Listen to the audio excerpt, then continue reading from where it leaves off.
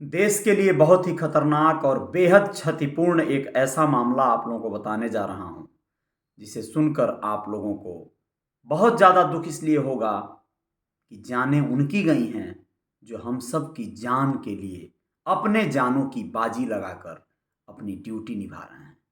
नमस्कार, अजय साहनी स्टार हूँ। Real reporter news आपका पेज है और रियल रिपोर्टर न्यूज स्टार आपका यूट्यूब चैनल है।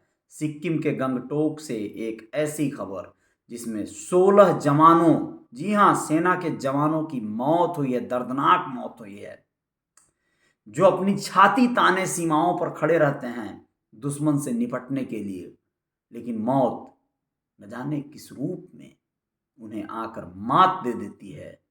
और जब ऐसा होता है तो फिर कोई कुछ नहीं कर पाता। अनियंत्रित हो गई उनकी गाड़ी, उनकी ट्रक, पूरी की पूरी ट्रक वैन खाई में गिरी। क्या हुआ है मामला पूरा जानिए आप लोग।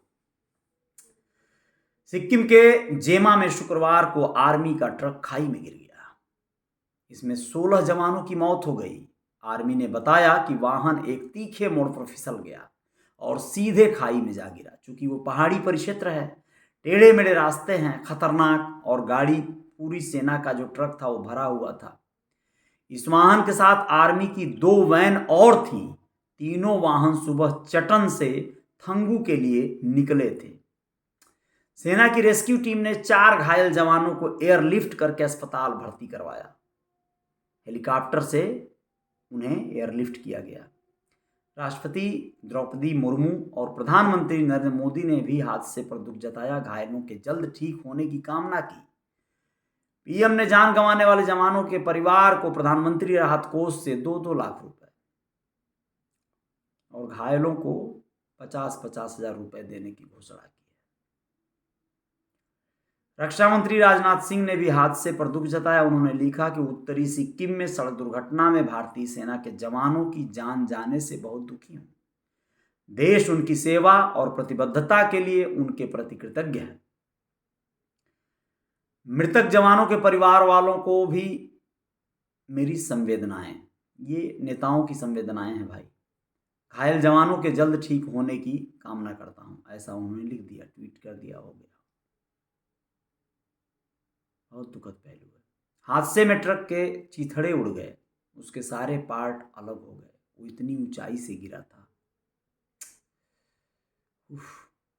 पहाड़ी के नीचे खाई में गिरने के बाद 4 घायलों को हेलीकॉप्टर से रेस्क्यू किया गया। घटना के बाद इमरजेंसी रेस्क्यू टीम ने मोर्चा संभाल लिया। ये इलाका पहाड़ियों से घिरा हुआ है। नॉर्थ ईस्ट में हुआ है हादसा। 22 नवंबर को, ये पहले की बात बता रहा हूं, 22 नवंबर को सिक्किम में ट्रेनिंग एक्सरसाइज के दौरान पैराशूट न खुलने से स्पेशल फोर्सेस यूनिट के असिस्टेंट लीडर लखयाल की मौत हो गई थी। हादसे के दौरान वे भारत चीन बॉर्डर पर प्रैक्टिस कर रहे थे। सिक्किम के नामची जिले के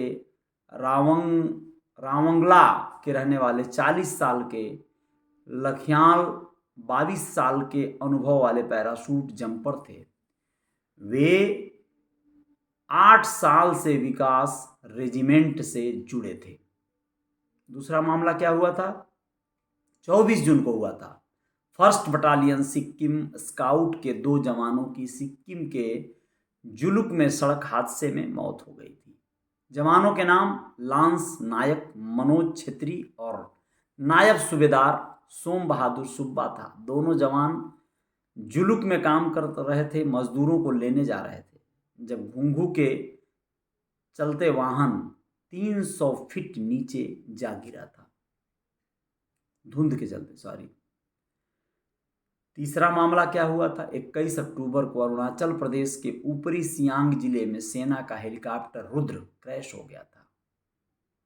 5 जवानों की जान चली गई थी। हादसा टूटिंग हेडक्वार्टर से 25 किलोमीटर दूर सिंगिंग गांव के पास हुआ था, जहां यह हादसा हुआ वो एरिया सड़क मार्ग से कनेक्टेड नहीं है।